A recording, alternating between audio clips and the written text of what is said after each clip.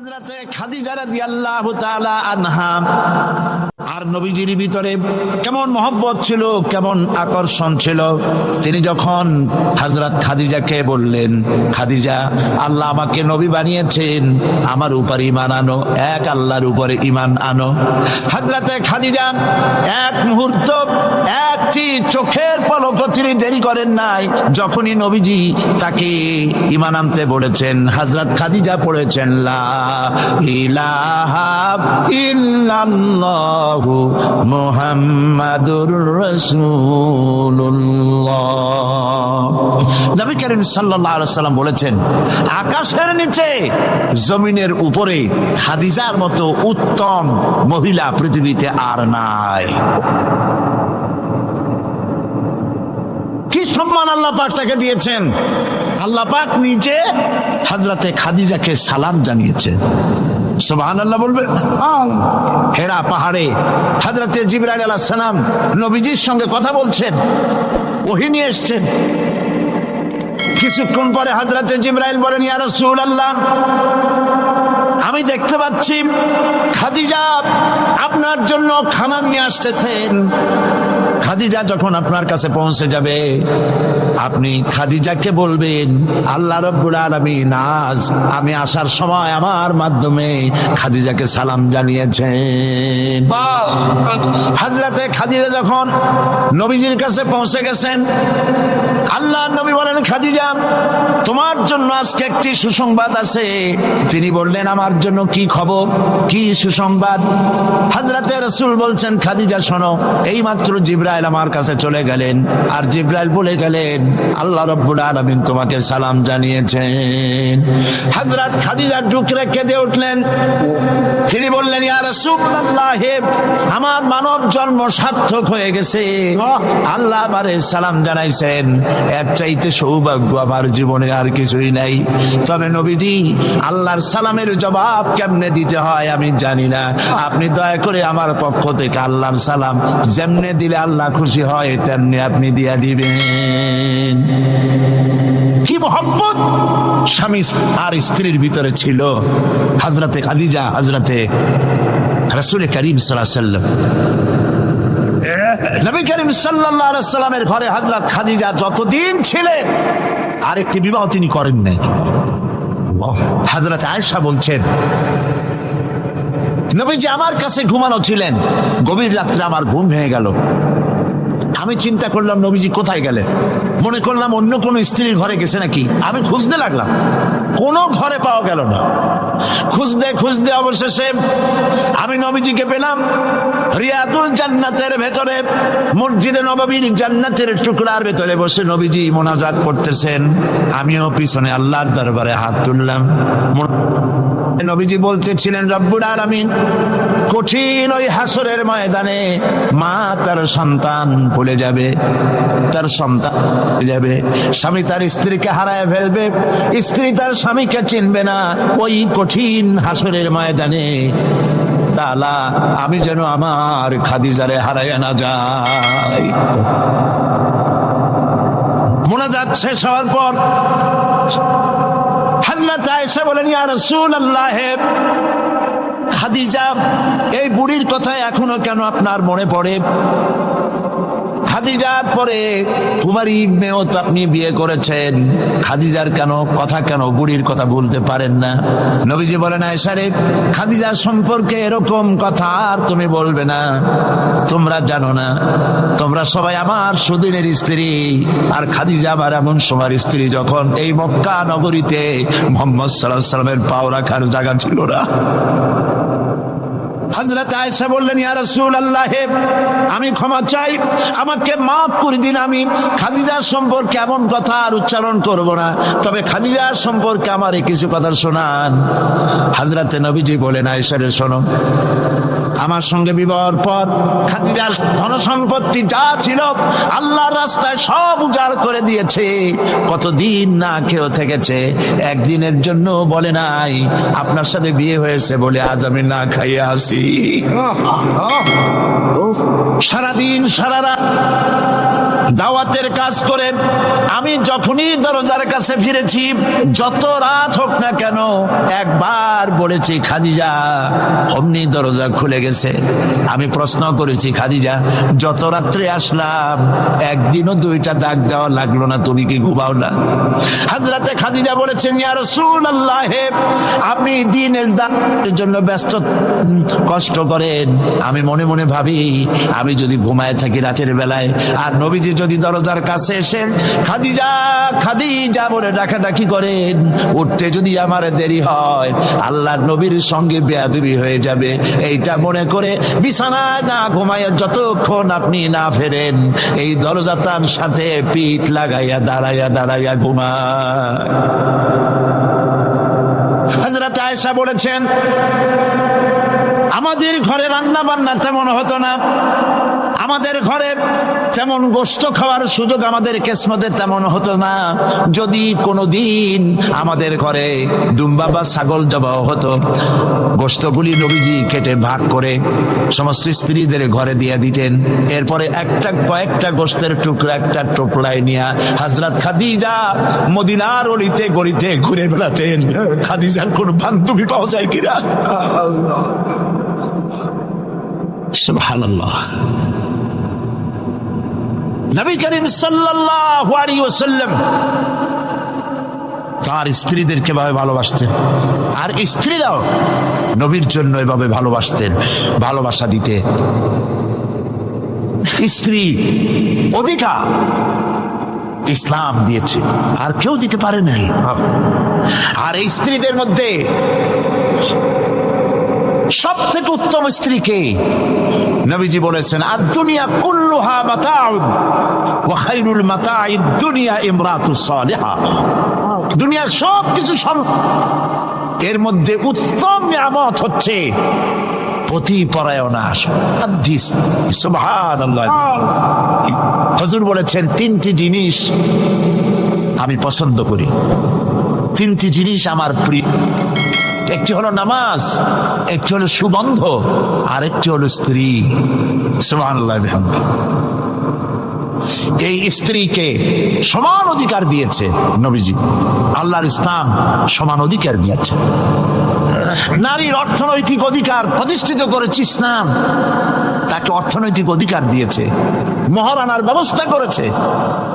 কোরআন বলছে, ফাতুহুন্না উজুরাহুন্না ফারিদা, ফরজ রূপী দায়িত্ব হিসাবে স্ত্রীর মহারানার টাকা আদায় করে দাও। বহু মুসলমান আছে মহারানার টাকা আদায় করে না, বরং আজকাল তো নতুন সিস্টেম চালু হয়েছে মানুষকে শোনাবার জন্য। বিবাহের মজলিসে বলা হয়, অমুকের মেয়ে অমুকের ছেলে বিয়ের মহারানা কত? 5,55,555 পয়সা।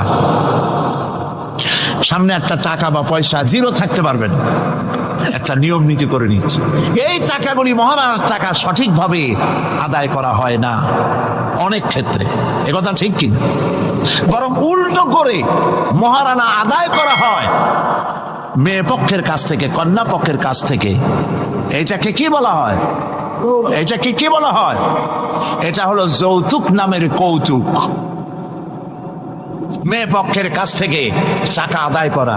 মেয়ে পক্ষ যদি ইচ্ছে করে বর পক্ষকে যদি টাকা দেয়, পয়সা দেয়, গাড়ি দেয়, বাড়ি দেয়, কোনো আপত্তি নেই, দিতে পারে। কিন্তু ডিমান্ড করে নেওয়া, চেয়ে নেওয়া সম্পূর্ণ হারাম। কন্যার পিতার মাতা 12 বছর, 18 বছর, 20 বছর, 25 বছর লালন পালন করে কলিজার টুকরা সন্তানটাই তো দিয়ে দিল। এর চাইতে টেলিভিশন, গাড়ি বাড়ি বেশি হয় কি করে?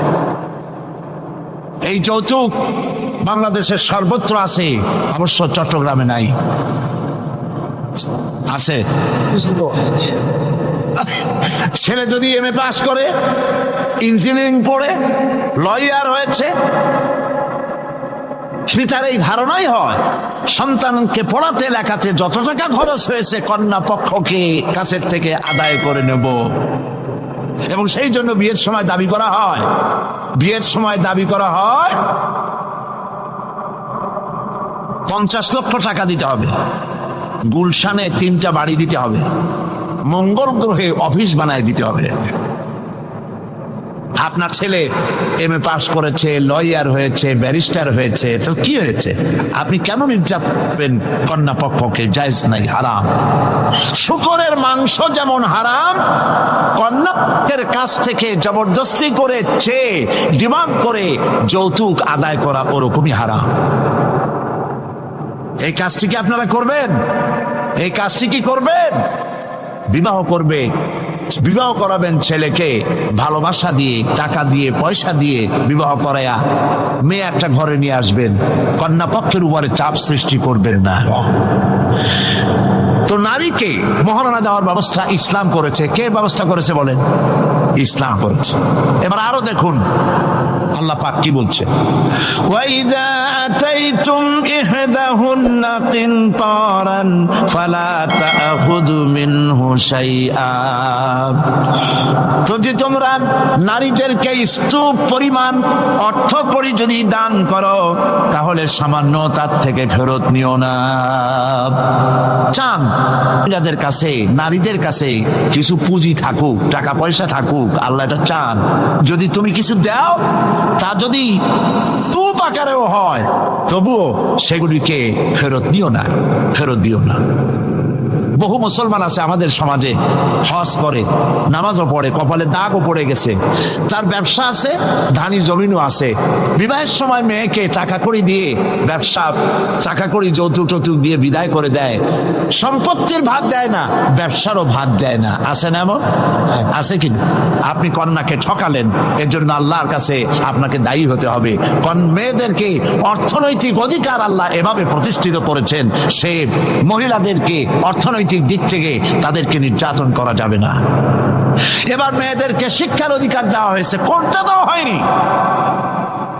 তারা বলছে, ইসলামের দুশমনেরা বলে নারীদেরকে ইসলাম ঠকাইছে। কোথা থেকে ঠকালো? কন্যা হিসেবে মর্যাদা দিল, বধূ হিসেবে মর্যাদা দিল, তারপরে অর্থনৈতিক সুযোগ করে দিল, এবার শিক্ষার অধিকারও প্রতিষ্ঠিত করলো। হযরতে আয়েশা রাদিয়াল্লাহু তাআলা আনহা, তিনি শিক্ষয়িত্রী ছিলেন, হাজার হাজার সাহাবীর উস্তাদ ছিলেন। সুবহানাল্লাহ বলেন। হাদিসের উস্তাদ ছিলেন, তাফসীরের উস্তাদ ছিলেন, ফিকহের উস্তাদ ছিলেন। শিক্ষার অধিকার ইসলাম দিয়েছে নারীকে। নারীরা লেখাপড়া করতে পারবে, কোনো অসুবিধা নেই। এভাবে অধিকার শুধু অর্থনৈতিক নয়, লেখাপড়ার অধিকার দিল, তালাকের একটি অধিকার, এটি একটি গুরুত্বপূর্ণ বিষয়। তালাকের অধিকারটিও শুধুমাত্র পুরুষের না, এই তালাকের অধিকার নারীদেরকেও দেওয়া হয়েছে। কথা বুঝতে পেরেছেন? তালাকের অধিকার, বিবাহ বিচ্ছেদের অধিকার শুধু পুরুষের নয়, নারীকেও দেওয়া হয়েছে। পুরুষ যদি অকর্মণ্য হয়, যদি সে উন্মাদ হয়, জালিম হয়, নপুংসক হয়, তাহলে এই স্ত্রী কোর্টে তা প্রমাণ করে তার স্বামীকে পরিত্যাগ করে ইচ্ছে মতো স্বামী গ্রহণ করতে পারবে, ইসলাম সুযোগ দেয়। তালাক, কথায় কথায় তালাক দেওয়ার একটা রেওয়াজ আমাদের দেশে আছে। বাংলাদেশে যদি আল্লাহ কোনদিন দয়া করে ইসলামী রাষ্ট্র প্রতিষ্ঠিত করে দেন, তাহলে কথায় কথায় তালাক দেওয়ার এই প্রথাকে বন্ধ করে দেওয়া হবে। তরকারিতে লবণ কম হয়েছে, শুটকি মাছে ঝাল হইল কেন, এই সব কথা বলিয়া তালাক দেওয়া যাবে না। আর একসঙ্গে 3 তালাক দেওয়া তো যাবেই না। এক সাহাবী এসে নবী করিম সাল্লাল্লাহু আলাইহি ওয়াসাল্লামের কাছে খবর দিলেন যে একজন তার স্ত্রীকে একসাথে 3 তালাক দিয়েছে। নবী করিম সাল্লাল্লাহু আলাইহি ওয়াসাল্লাম এত গুসা হয়েছিলেন যে বসার থেকে দাঁত, তিনি বললেন, এই লোকটি তো আল্লাহ পাকের কোরআনের সাথে তামসা করেছে। তালাকের আল্লাহর কাছে 2টা হালাল সবচেয়ে জঘন্য, 2টি হালাল সব থেকে জঘন্য। একটা হলো ভিক্ষাবৃত্তি, আর একটা হলো তালাক। যখন তালাক দেওয়া হয় অন্যায় ভাবে, গোসায় আল্লাহর আরশ কাঁপতে থাকে। নাউজুবিল্লাহ বলে। আপনি এভাবে তালাক দিতে পারবেন না। তালাক দেওয়ার নিয়ম হলো যখন স্ত্রীর সাথে, লক্ষ্য করুন, স্ত্রীর সাথে বনিবনা হচ্ছে না, স্ত্রীর চরিত্র খারাপ, স্ত্রীর দাজ্জাল মার্কা, বনেই না, তো আল্লাহ পাক তখন বলেছেন উভয় পক্ষের আত্মীয় স্বজন নিয়ে মীমাংসা করার চেষ্টা করো, সালিসি করো। যদি মীমাংসায় না হলো তাহলে 1 মাসে 1 তালাক দাও, বিছানা আলাদা করে দাও এবং অপেক্ষা করো তার এই অবস্থা দেখে সে ফিরে আসে নাকি। যদি ফিরে আসে তো গ্রহণ করো, যদি ফিরে না এলো 2য় মাসে 2য় তালাক দাও। তাও যদি ফিরে না, তাহলে সে গিয়ে 3 তালাক একদম রেজি করে দাও, আর ফেরত হবে না। 3 তালাকে বায়না করে দাও, এই স্ত্রীকে আর গ্রহণ করা যাবে না। এখন আমাদের দেশে রাগের মাথায় একসাথে 3 তালাক দেওয়ার পর মনে মনে অনুশোচনা হয়, এতগুলো ছেলে পেলে নিয়ে করবো কি, কি সর্বনাশ হইল, রাগের মাথায় করলামটা কি। এখন এই বউ ফিরে পাওয়ার জন্য মশলা তালাশ করে। তখন গ্রামের মুন্সি মৌলবী, এই জাতীয় 1 শ্রেণীর লোক আছে যারা কোরআন বোঝে না, হাদিস বোঝে না, তারা হিল্লা নামক একটা ঔষধ বের করছে। সেই ঔষধটা কি? তারা বলে যে এই স্ত্রীকে যদি আবার নিতে চাও তাহলে আরেকটা পুরুষের সঙ্গে বিবাহ দাও এবং শর্ত করো যে তোমার কাছে দিলাম, 2-3 দিন পর তুমি তালাক দিয়ে দিবা, এরপরে আমরা নিয়ে নেব। তালাকের নিয়তে বিবাহ করা এটা সম্পূর্ণ হারাম, বিবাহ হবে না। তালাকের নিয়তে বিয়ে করলো, বিয়ে হবেই না। তারপরে এই যে ভাড়া করা, একজনের সঙ্গে হিলা করতে দেওয়া, এটাকে হাদিসের ভাষায় বলা হয়েছে ভাড়া করা ষাঁড়। ভাড়া করা ষাঁড়। ইসলামে এই ধরনের কোন বিধান নাই। সবাই কান খুলে শুনুন, হিল্লা করার যে ব্যবস্থা বাংলাদেশে গ্রামে গঞ্জে আছে, শরীয়তের কোন অস্তিত্ব নাই। কেউ যদি তার স্ত্রীকে তালাক দেয় আর এই স্ত্রীকে আবার ফেরত নিতে চায়, পর্যন্ত ফেরত দিতে পারবে না। একটা পথ আছে, সেই পথটা হলো এই ইচ্ছে করে কোনো স্বামী গ্রহণ করেন, আর সেই স্বামী যদি ইচ্ছে করে ঘটনাচক্রে তালাক দেয় অথবা ঘটনাচক্রে সেই স্বামীর যদি মৃত্যু হয়, তাহলে কেবলমাত্র প্রথম স্বামীর কাছে আসতে পারবে। এছাড়া প্রথম স্বামীর কাছে আসা কিয়ামত পর্যন্ত সম্ভব নয়। এইটা ইসলাম করেছে দৃষ্টান্তমূলক শাস্তি দেওয়ার জন্য। কথায় কথায় তালাক দেবা, বাগুন ভর্তায় মরিচ হইল কেন, এই সব শয়তানি চলবে না। এইটার জন্যই এই বিধান করা হয়েছে। তালাক কখনো রাগের মাথায় এই জঘন্য কাজ কেউ করবেন না। যদি করতেই হয় তাহলে 3 মাসে 3 তালাক হবে, একসাথে 3 তালাক দেওয়া যাবে না। যদি কেউ একসাথে 3 তালাক দিয়ে বসে, তালাক হয়ে যাবে, এটাও মনে রাখবেন, তালাক হয়ে যাবে। তবে আল্লাহ পাক অসন্তুষ্ট হবেন, নারাজ হবেন, গোসায় আল্লাহর আরশ কাঁপতে থাকে। এই কাজটি কখনো করবেন না। আল্লাহ পাক তালাক চান না, আল্লাহ চান স্বামী স্ত্রীর মধ্যে মহব্বত পয়দা হোক। সুবহানাল্লাহ। যদি স্ত্রীর উপর রাগ হয়, কখনো মন খারাপ হয়, আল্লাহ বলছেন ওয়ালা তানসাউল ফাদলা বাইনাকুম, তোমরা পরস্পরের অনুগ্রহকে ভুলে। আজকের একটা ব্যাপারে মন খারাপ হয়েছে, তুমি চিন্তা করো তোমার জীবনের অনেক ক্ষেত্রে এই স্ত্রীর অনেক অবদান আছে, সেগুলিকে মনে করে আজকের সব মাফ করে দিলেই তো সারে। সুবহানাল্লাহ। কম আল্লাহ পাক চান না স্বামী স্ত্রীর ভিতরে অসন্তুষ্টি থাকুক এবং তালাক পর্যায়ে চলে যায়। একবার নবী করিম সাল্লাল্লাহু আলাইহি ওয়াসাল্লাম বসে আছেন মসজিদে নববীর ভিতরে, মুখ মলিন, সাহাবায়ে কেরাম ভয়তে কথা বলতে পারছেন না। কিছুক্ষণ পর হুজুর হযরত আলী হযরত ফাতেমার ঘরে ঢুকলেন, বেরিয়ে আসতেন হাসি মুখে। তিনি প্রশ্ন করলেন, সাহাবায়ে কেরাম জিজ্ঞেস করলেন, হে রাসূল, একটু আগে আপনার মুখ এত মলিন ছিল আর এখন আপনি এত হাসি খুশি, আমরা তো তখন কথা বলতে সাহস পাইনি। হুজুর কি হয়েছিল? আল্লাহর নবী বলেন, ওদের মধ্যে মনোমালিন্যের সৃষ্টি হয়েছিল আর আমার মনটা খারাপ হয়ে গিয়েছিল। ওদের, বুঝতে পারছেন তো, হযরত আলী এবং ফাতেমার মধ্যে মনোমালিন্য সৃষ্টি হয়েছিল, আমার মনটা খারাপ হয়ে গিয়েছিল। আমি ভেতরে গেলাম, উভয়ের সঙ্গে কথা বললাম।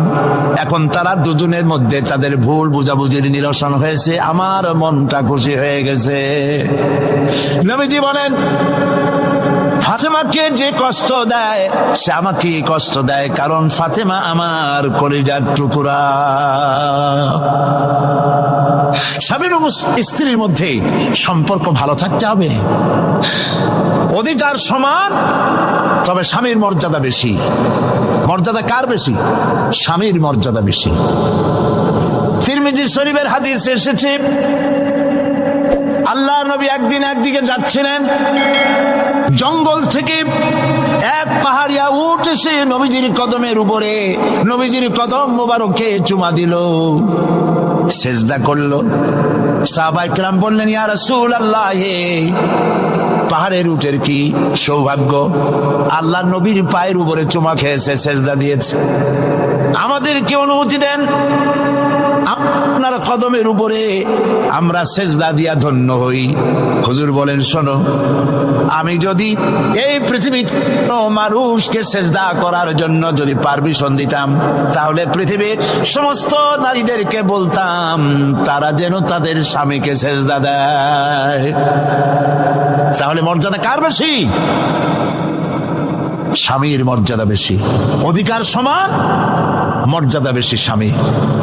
আবু দাউদ শরীফের হাদিসে এসেছে, নবীজি বলেছেন, কোন স্ত্রী লোক এমন অবস্থায় যদি মারা যায় যে তার স্বামী তার উপরে সন্তুষ্ট ছিল, আল্লাহ রাব্বুল আলামিন ওই মেয়ে লোকটি জান্নাত দান করে দিবেন। স্বামীর মর্যাদা এখানে বেশি। তাহলে আমরা দেখলাম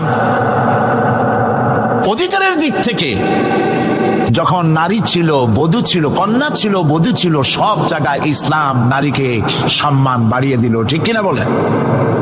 আর নারী বিবাহ হওয়ার পর কদিন পরে মা হয়ে গেল, মা হয়ে যাওয়ার পর মর্যাদা কমে গেল না বেড়ে গেল? বলেন, কমলো না বাড়লো? নবীজি বলছেন, আল্লাহর নবীর সামনে একজন সাহাবী এসে প্রশ্ন করলেন, হে আল্লাহ রাসূল, খেদমত করব কার? মান আহাক্কুন নাস বিহুসনি সাহাবাতি? ক্বালা উম্মুক। ক্বালা সুম্মা মান? ক্বালা উম্মুক। ক্বালা সুম্মা মান? ক্বালা উম্মুক।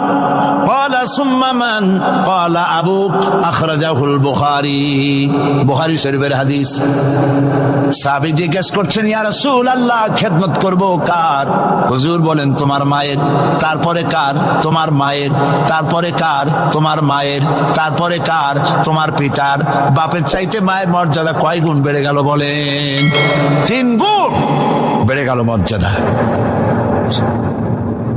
আল্লাহর নবী মসজিদে নববীতে বসে আছেন, সাহাবায়ে কিরাম কর্তৃক পরিবেষ্টিত হয়ে এমন সময় একজন বুড়ি মসজিদে প্রবেশ করেছেন। হুজুর তাকে দেখে দাঁড়ায় গেলেন। কাছে যখন এলেন মহিলা, নবীজি নিজের গায়ের চাদর বিছায়া দিলেন। মহিলা চলে যাওয়ার পর সাহাবায়ে কিরাম প্রশ্ন করলেন, ইয়া রাসূলুল্লাহ, আমরা তো চিনলাম না এই মহিলাকে। একজন মেয়ে লোকের জন্য নবীজি তার গায়ের চাদর বিছায়া দেয়, এত বড় সম্মানী মহিলা আমরা চিনলাম না, তিনি কে? আল্লাহর নবী বললেন, আমার মায়ের দুধ আমার কিসমতে তেমন হয় নাই, যার কোলে কাকে চড়ে, যার বুকের দুধ খাইয়া আমি বড় হয়েছি, এই আমার সেই দুধ মা হযরতে হালিমাতুস সাদিয়া। মায়ের মহব্বত কেমনে করতে হবে? মা যখন হয়ে গেলেন, সম্মান বেড়ে গেল সন্তানের কাছে। একজন সাহাবী এসে কাছে বলছেন, হে রাসূল, আমার মায়ের মেজাজ খুব খারাপ। হাদিস, আমার মায়ের মেজাজ খুব খারাপ। হুজুর প্রশ্ন করলেন, তোমার মা যখন তোমারে গর্ভে রাখছিলেন তখন তো মেজাজ খারাপ ছিল না? তিনি বললেন, হুজুর আমি সত্যি বলছি, মেজাজ খুবই খারাপ। হুজুর বলছেন, তোমাকে যখন তোমার মা ডেলিভারি করেছিল তখন তো মেজাজ খারাপ ছিল না? কয়, না হুজুর, দারুণ খারাপ মেজাজ। হুজুর বললেন, তোমার 2.5 বছর 2 বছর ধরে যখন দুধ খাওয়াইছিল তোমার মা, তখন তো তার মেজাজ খারাপ ছিল না। সাহাবী যখন এর পরেও বললেন, ইয়া রাসূলুল্লাহ, আমি আমার মায়ের দুধের হক আদায় করে দিয়েছি। হুজুর বললেন, দুধের হক আদায় করেছো তুমি, তোমার মায়ের একটি শব্দের হক তুমি আদায় করতে পারো নাই। তুমি যদি পড়ে গেছো ছোট্টবেলায়, খাটের থেকে কোলের থেকে পড়ে গেছো, কেঁদে উঠছো, আর তোমার মা যে তখন বলেছে, সারা জীবন এই একটি শব্দের হক আদায় করতে পারবে না। মায়ের সম্মান ইসলাম এভাবে বাড়িয়ে দিল। আল্লাহ রাব্বুল আলামিন শিখাই দিলেন,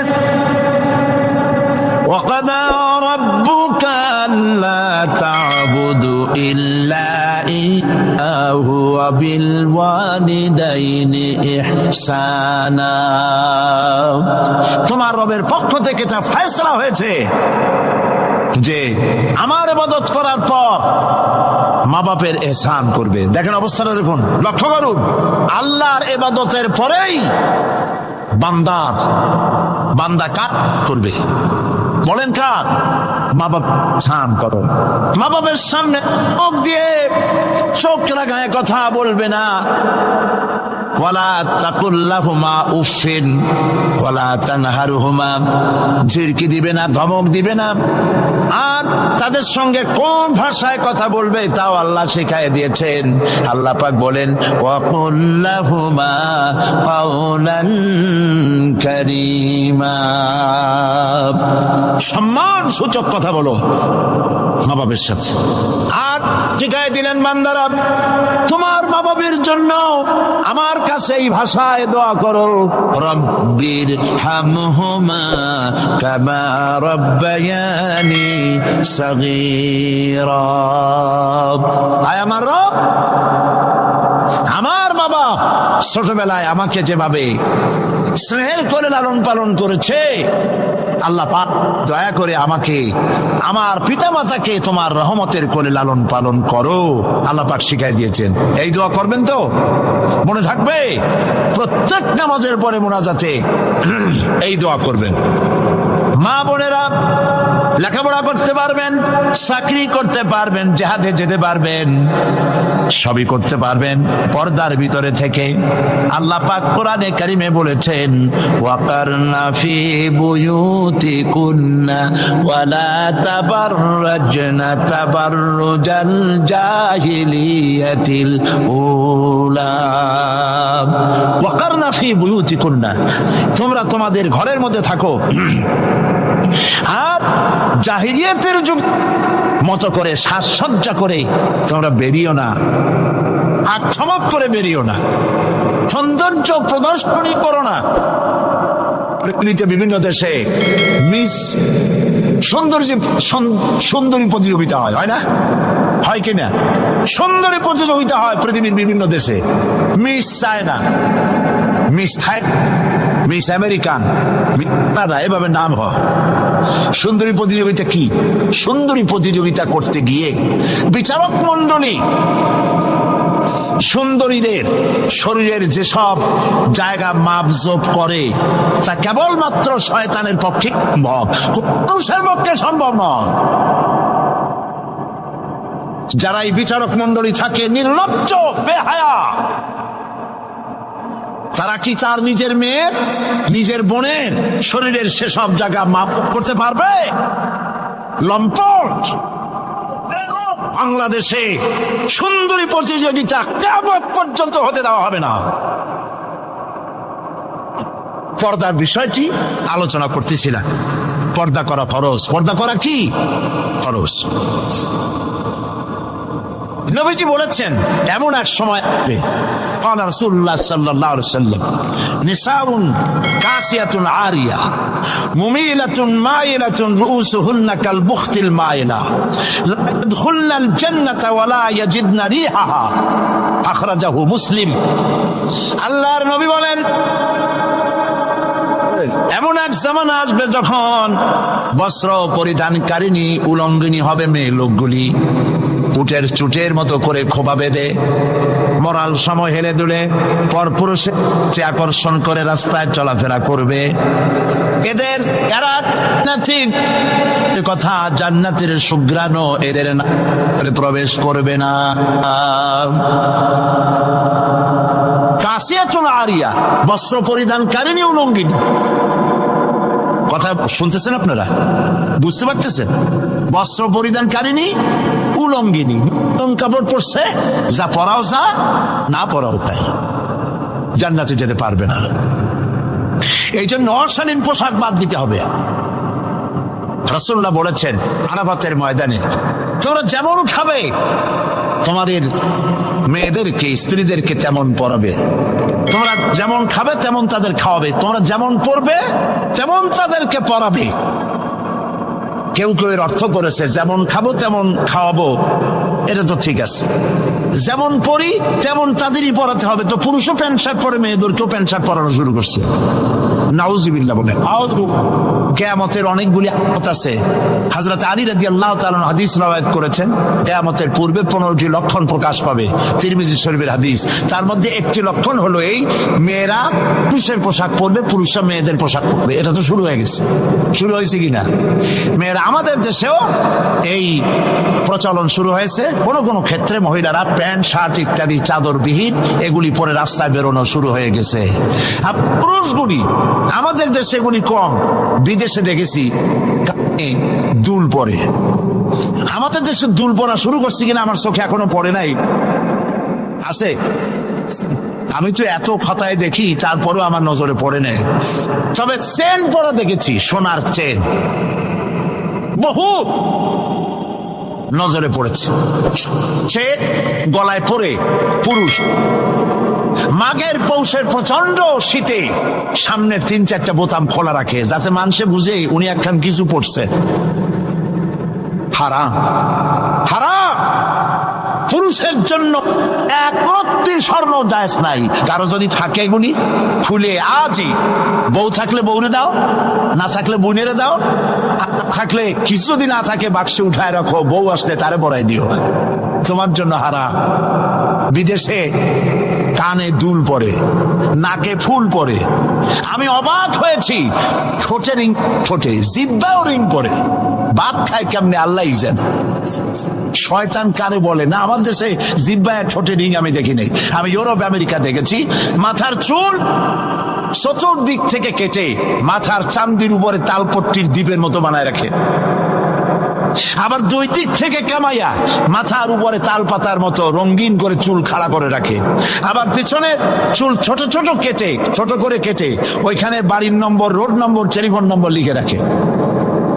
আমি দেখে বলছি, শয়তানে যদি এই সব দেখে আলী কানবে আর বলবে যে আমি শয়তান হয়েছিলাম কেন। কত মারাত্মক হয়ে গেছে মানুষ, এই শয়তানদের অনুকরণ করে, নাউজুবিল্লাহ বলে। এই জন্য পোশাকের ব্যাপারে মা বোনরা কেমন পোশাক পরবে আল্লাহ পাক কোরআনের মধ্যে বলে দিয়েছেন। ওরা সমান অধিকার দিতে চায়, নারীকে পুরুষ বানায়া পুরুষের সমান অধিকার দিতে চায়, আর ইসলাম নারীকে নারীর মর্যাদায় রেখে পুরুষের সমান অধিকার। কথাটায় পার্থক্য আছে কি নাই? বুঝতে পেরেছেন কিনা? নারী পোশাক শালী মার্জিত। আল্লাহ পাক কোরআন শরীফের মধ্যে বলেছেন, মহিলারা এমন একটা কাপড় পরবে যেই কাপড়টা এমন শাড়ি পরার পর অথবা সালোয়ার কামিজ পরার পর, কাপড় পরার পর এর উপর একটা চাদর পরবে এমন যেই চাদরটা মাথাটা, গলাটা, বুকটা ঢেকে যায়।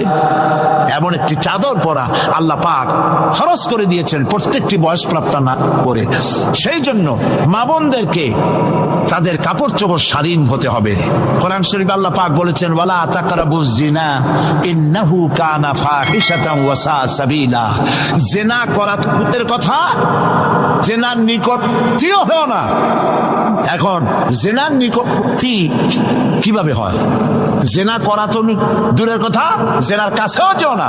জেনার কাছে যাওয়ার জন্য এগুলি হচ্ছে রুট, অশ্লীল গান, অশ্লীল বাজনা, সৌন্দর্য প্রতিযোগিতা, অশালীন অমার্জিত কাপড় চোপড় পরে রাস্তায় বেরোনো, এগুলি জিনা ব্যভিচার পথকে বাড়িয়ে দেয়। বলেন নাউযুবিল্লাহি মিন যালিক।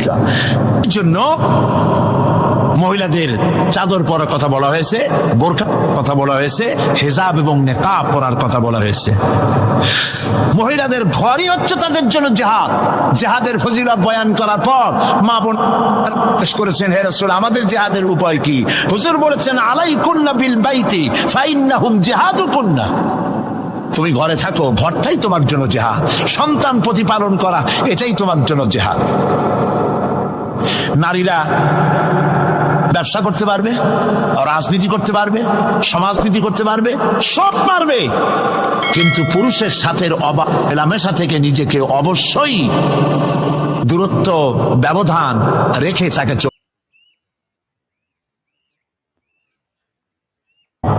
ربنا ظلمنا أنفسنا وإن لم تغفر لنا وترحمنا لنكونن من الخاسرين।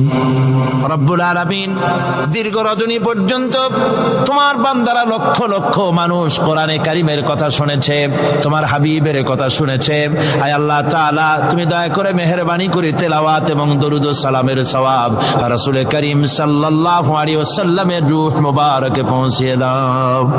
রব্বুল আলামিন, আমরা যারা হাত তুলেছি এর মধ্য থেকে মা বাপ যাদের দুনিয়া থেকে জন্মের মতো বিদায় হয়ে গেল, আল্লাহ তুমি দয়া করে মেহেরবানি করে আমাদের মা বাপের কবরগুলিকে জান্নাতের টুকরা বানাইয়া দিও। রব্বির হামহুমা কামা রব্বায়ানি সগীরা, রব্বির হামহুমা কামা রব্বায়ানি সগীরা।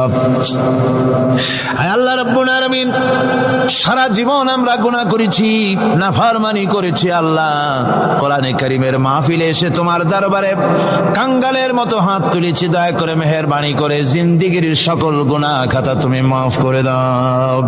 রব্বুল আলামিন, আমাদের ভিতরে বহু মানুষ রোগী আছে, অসুস্থ আছে, প্রতিদিন অনেক চিঠি আসে, দোয়া আছে। আল্লাহ তুমি দয়া করে মেহেরবানি করে আমাদের সকলের রোগ ব্যাধিগুলিকে তুমি শেফায়ে আজেলা দিয়ে দাও।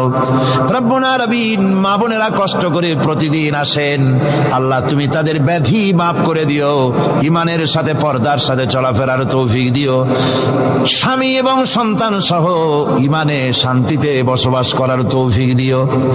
তুমি বলেছো, দুউনি আস্তাজিব লাকুম, আমাকে ডাকো আমি ডাকের সাড়া দেব। রব্বুল আলামিন, তোমার কথার উপরে সম্পূর্ণ ঈমান আমাদের আছে। আয় আল্লাহ, সেই ঈমান নিয়ে, সেই মনোবল নিয়ে তোমার রহমতের দরবারে আমরা হাত পেশ করেছি। আল্লাহ তুমি আমাদের হাত ফিরাইয়া দিও না। এ মাহফিলের বরকতে সমস্ত মানুষের ভিতরে মুহাব্বত পয়দা করে দাও আল্লাহ, হিংসা বিদ্বেষ দূর করে দাও। আয় আল্লাহ, এই কোরআন দিয়ে বাংলাদেশ শাসিত হচ্ছে, এই দৃশ্যটা আমাদেরকে একবারের জন্য যদি হয় আল্লাহ চোখে দেখায় দিও। আল্লাহ, এই দৃশ্যটা একবার আমাদের চোখে দেখার তৌফিক দান করে দিও। আল্লাহ রব্বুল আলামিন, আজকের মুনাজাতকে কবুল করে নাও। ওলামা হাজারাত যারা এসেছেন, আল্লাহ তুমি দয়া করে সমস্ত ওলামা হাজারাতদেরকে ঐক্যবদ্ধ হওয়ার তৌফিক দাও, দ্বীনের পরিপূর্ণ খেদমতের তৌফিক দাও। সাংবাদিক ভাইয়েরা প্রতিদিন কষ্ট করতেছেন, সুন্দর করে লিখে লিখে রিপোর্ট করছেন। আল্লাহ সাংবাদিক ভাইদেরকেও দ্বীনের খেদমত, কোরআনের খেদমত করার যোগ্যতা বাড়িয়ে দাও। চিকিৎসাবিদ, প্রকৌশলী, কৃষিবিদ, তারপরে দেশের প্রশাসনিক দায়িত্বশীল যারা আছেন, বিভিন্ন সেক্টরে যারা কাজ করছেন, জজ, barrister, magistrate, DC, SP, police, BDR, army, যিনি যেখানে আছেন সকলকে আল্লাহ তোমার দরবারে তোমার গোলাম হিসাবে কবুল করে নাও। আল্লাহ সকলকে ইসলামের দায়িত্ব ঈমানের সাথে পালন করার তৌফিক দাও।